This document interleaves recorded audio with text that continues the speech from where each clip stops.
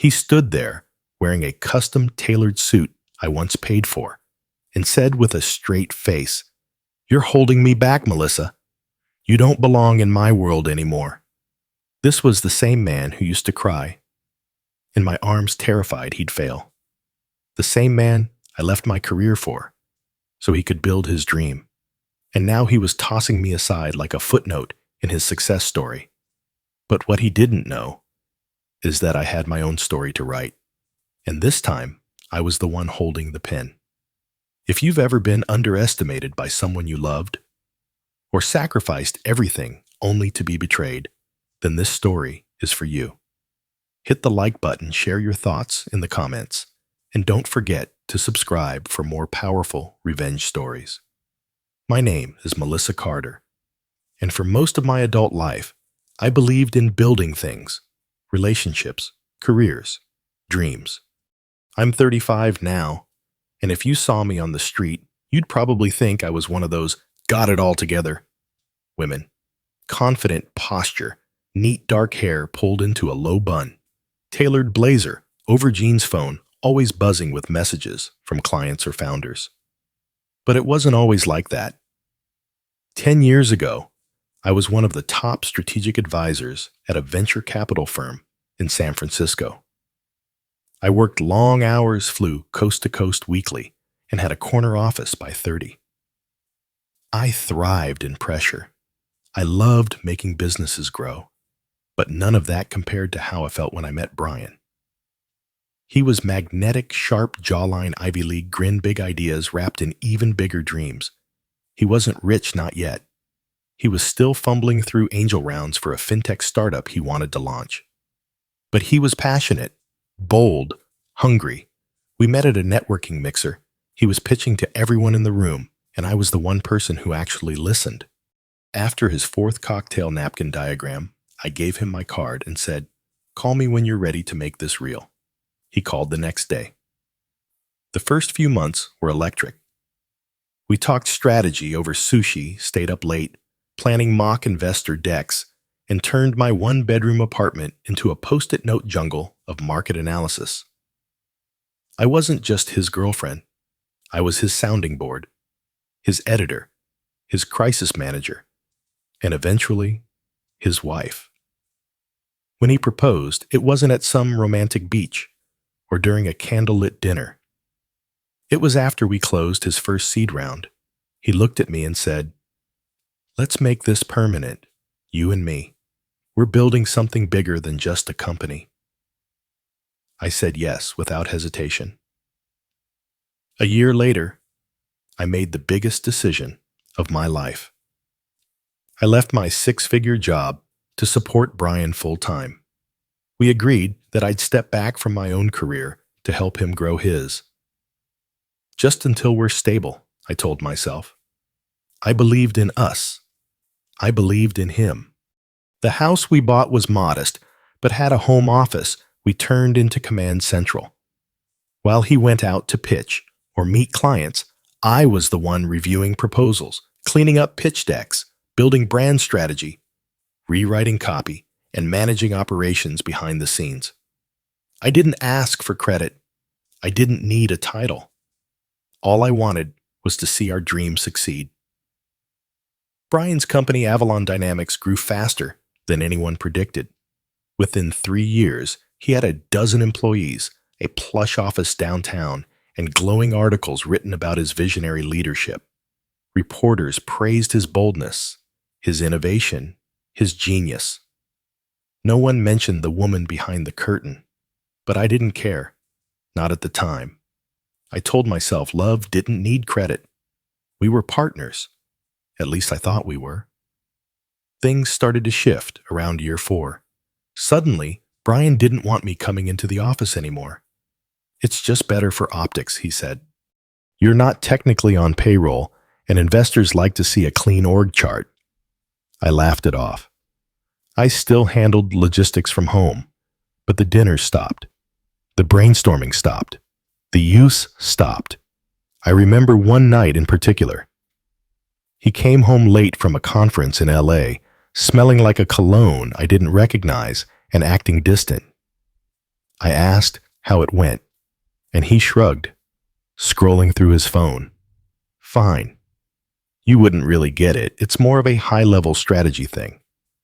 High-level strategy, I spent years teaching him what conversion funnel meant, but I stayed quiet.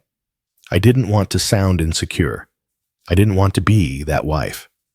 Then came the assistant. Her name was Marissa. 26, bubbly, always laughing a little too hard at Brian's jokes. I knew something was off, but I tried to give him the benefit of the doubt. After all, we had built so much together. Why would he throw that away? One afternoon, I came by the office, unannounced, to drop off tax documents. I saw them through the glass wall.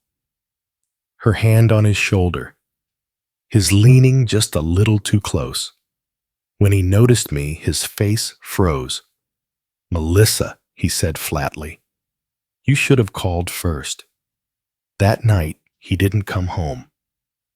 3 days later, I was served divorce papers. No warning, no explanation. Just a note inside that read, "Sometimes we outgrow the people who helped us get started."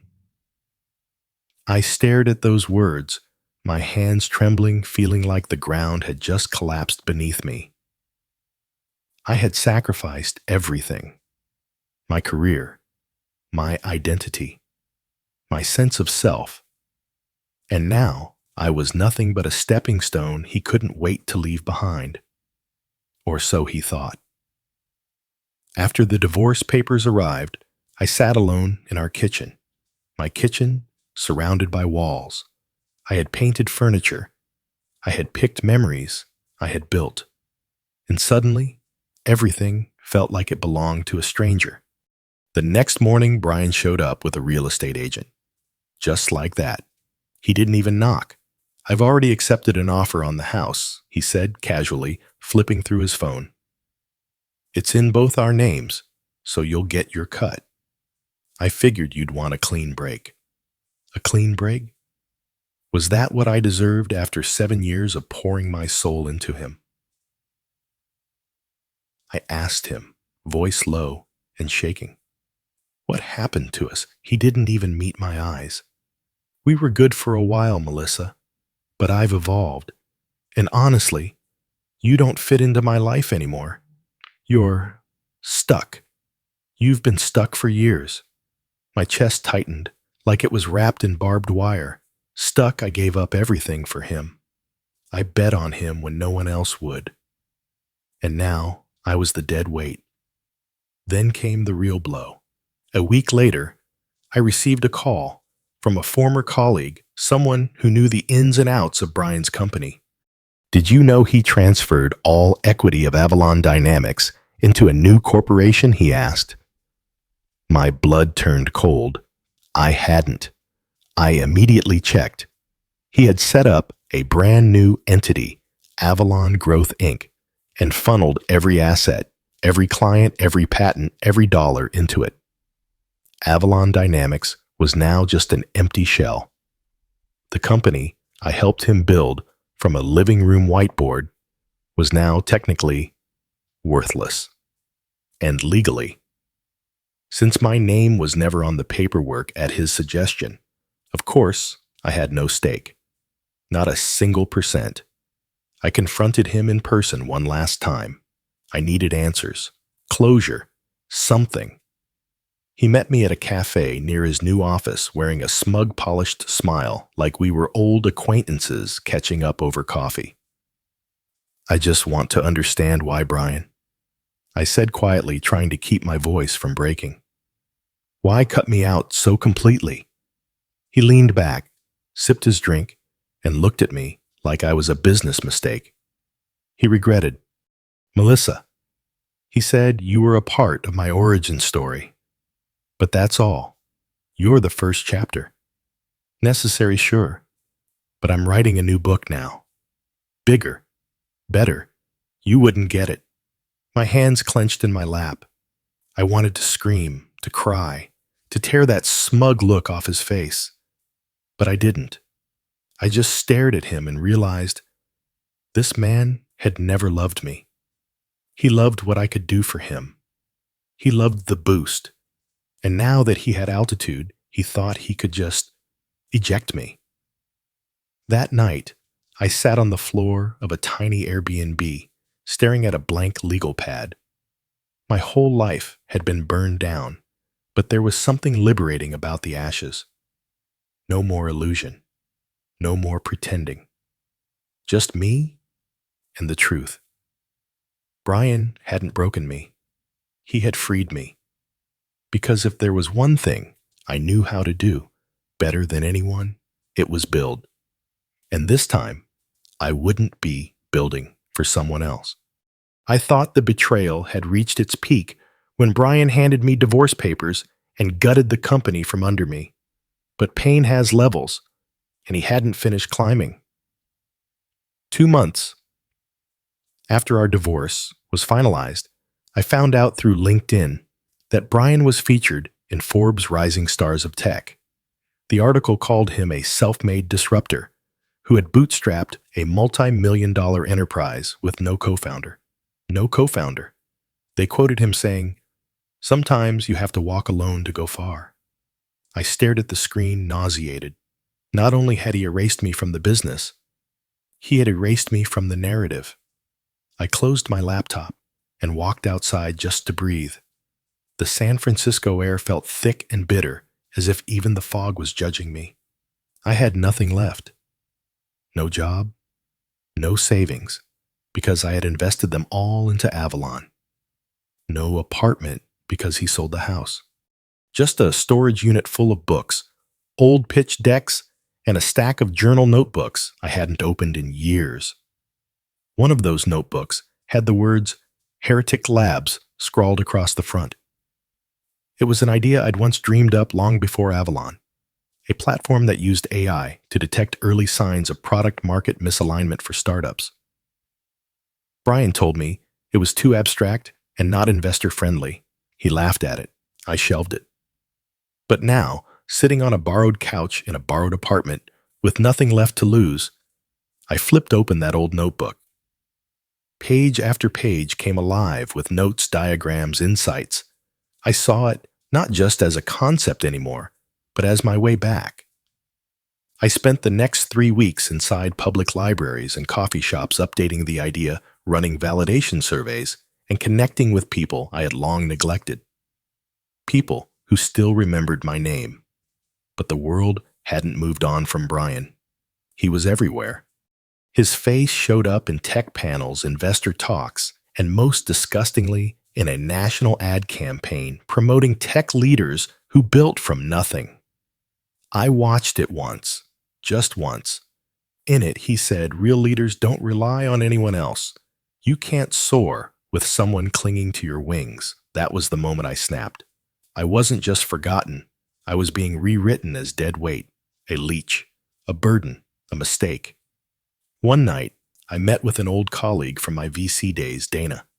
Sharp, respected, and no nonsense. I showed her the Heretic Labs prototype I'd rebuilt in Figma and explained the concept with everything I had left in me.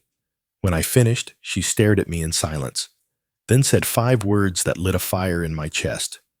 "Let's raise some damn money." We started with $200K in angel investment, enough to hire a small dev team and build an MVP. It wasn't much, but it was mine. I worked 18-hour days, barely slept, lived on canned soup, and coded from laundromats when Wi-Fi went out. But I didn't complain, because every late night, every rejected pitch, every breakdown in the shower, it reminded me that I was alive. Meanwhile, Brian was throwing parties in Napa buying Teslas for his new VP team and posting Instagram photos with captions like, "Winning requires sacrifice." Not everyone can keep up. He didn't know I was watching. He didn't know that the woman he tried to erase was rebuilding herself pixel by pixel. And this time, the foundation was bulletproof. By year 1, Heretic Labs had 5 employees and 2 pilot contracts with mid-sized SaaS companies. By year 2, we were presenting at TechFront Seattle, the same conference where Brian had been a keynote speaker the year before. And that's where it happened. He saw me. I was walking off stage after my demo, flushed with adrenaline, heart pounding from the applause, when I caught a glimpse of him in the crowd, standing stiff, arms crossed, face frozen.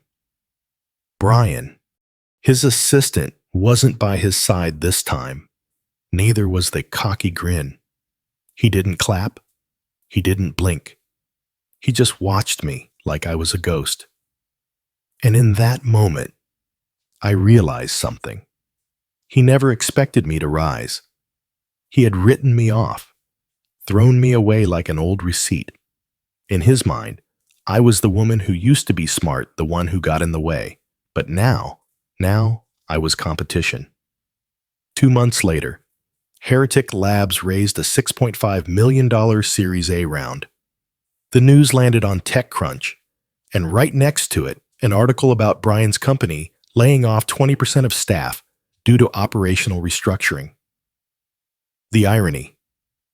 Our product was now targeting the same clients Avalon was struggling to retain. And investors noticed.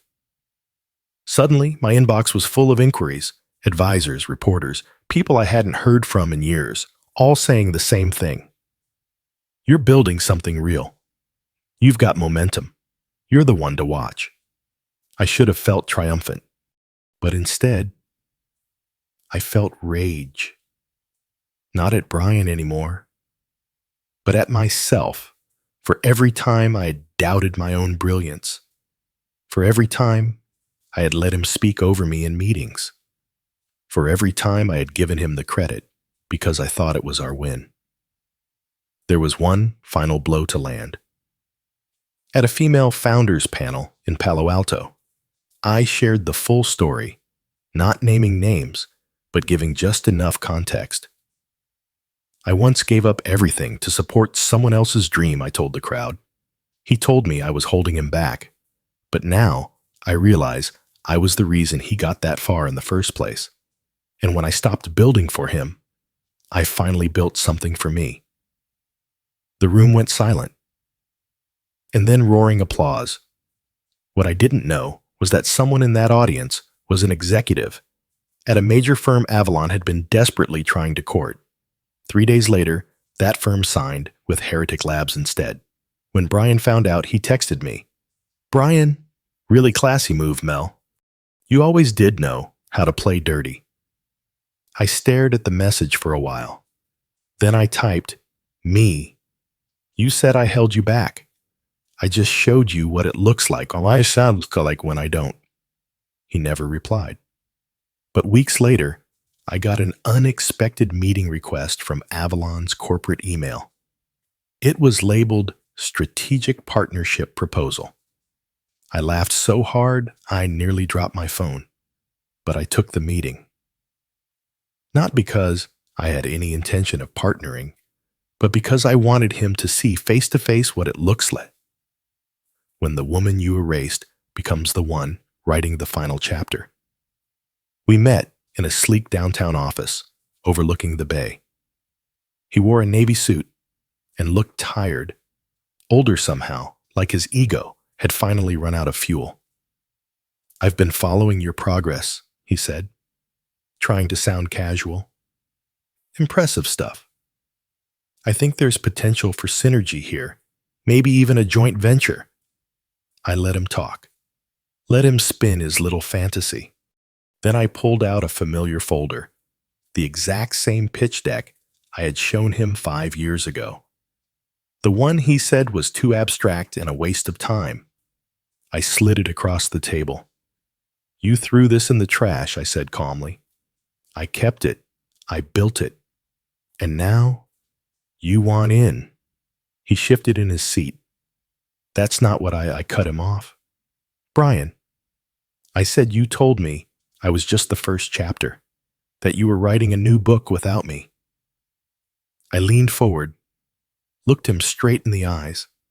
"Well, guess what? I'm the author now." I didn't say yes. I didn't say no.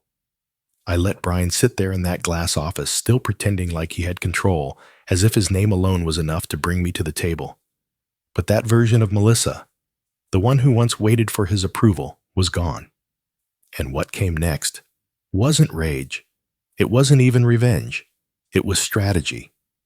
The same kind I once used to make his company a success. Now, it was time to use it for myself and against him. The moment that meeting ended, I called my legal team. We didn't want a partnership with Avalon. We wanted their market, and we had just the plan to take it. I had spent the last 2 years refining Heretic Labs into something no other company, especially not Brian's, could touch, while Avalon clung to bloated legacy systems and outdated analytics. We'd gone lean predictive, AI enhanced, and most importantly, we understood founders, because I had been one who was used and underestimated. That's what made Heretic different. We didn't just advise startups.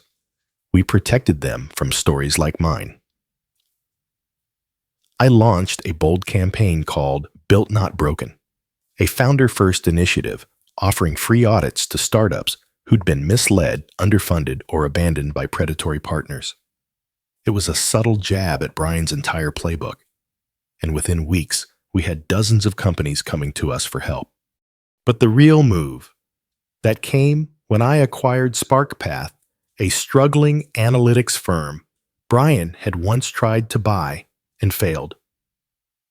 We bought them for half the price Avalon had offered. Why? Because they held one asset Brian needed to stay competitive, a proprietary data pipeline that powered over 40% of his enterprise clients, and now it was ours. Avalon started bleeding clients within 3 months. They didn't realize why at first. Clients just began migrating quietly, systematically, to Heretic. We weren't loud. We didn't gloat. We simply offered something better. But Brian, he felt it. He sent another email. "This is childish, Mel. You don't have to prove anything." I didn't respond. I didn't need to, because karma was already speaking loud and clear. His once thriving company was now in survival mode. The investors, who used to call him a visionary, were ghosting him. One even reached out to me. "We backed the wrong horse," they said. "You're the real engine." Then came the headline, "Avalon Dynamics lays off 60% of staff amid market decline. CEO refuses to comment." But I wasn't done. Brian once said I didn't belong in his world. So I took over that world conference by conference, panel by panel. I became the keynote speaker at the same events that used to feature him. I sat on investor boards that once chased his ideas. I mentored founders, mostly women, who were told they were too emotional or not strategic enough. And every time someone asked me how I started, I smiled and said, "I used to build for someone else." Then he said, I was holding him back. So I built without him. It became a quiet rally cry across the founder community. Meanwhile, Brian tried to pivot Avalon into education tech. He launched a half-baked platform called LearnX, which flopped spectacularly within 6 months. No vision, no traction, no Melissa. His last resort. He sold Avalon, his life's work, to a second-tier firm in Arizona for a fraction of its valuation 2 years earlier. It didn't even make the news. The final twist. One morning, I walked into a coffee shop near our new Heretic Labs headquarters and saw him. Brian, alone, sitting in the corner. No laptop, no meetings. Just a man staring out the window, wearing the same brand of suit, but none of the power behind it. He saw me. This time he didn't smirk. He didn't speak. He just nodded, quiet, defeated. And I smiled, not out of cruelty, but because I knew that look. It was the look of someone watching a chapter end, only to realize they're no longer in the story. Months passed. Heretic Labs kept growing quietly, steadily, purposefully. We weren't chasing headlines. We were building a legacy. One night, After a long day of back-to-back pitches and product meetings, I stayed behind at the office. Everyone had gone home. The city, lights outside, flickered like stars trying to reach us. I walked past the glass conference room, and there it was, the original heretic notebook framed on the wall, the same one Brian once laughed at, the same one I almost threw away. I stood there for a while thinking about everything: the sleepless nights, the betrayal, the humiliation. But more than that, I thought about the comeback. Not loud, not vengeful, but precise, powerful, real. That's when my assistant buzzed in. "Melissa, someone dropped this off for you. No name." It was a plain manila envelope. Inside, a single note card. "You were never the weight. You were the wings." For a second, I felt nothing. Not anger, not joy, just silence. Like the final punctuation at the end of a very long, painful chapter. I didn't respond. I didn't need to. Instead, I walked over to my whiteboard, wiped it clean, and wrote in big, bold letters, "Never let someone else hold the pen to your story, Salty." Because at the end of it all, I wasn't the villain. I wasn't even the victim. I was the author. And I had finally written the ending he never saw coming.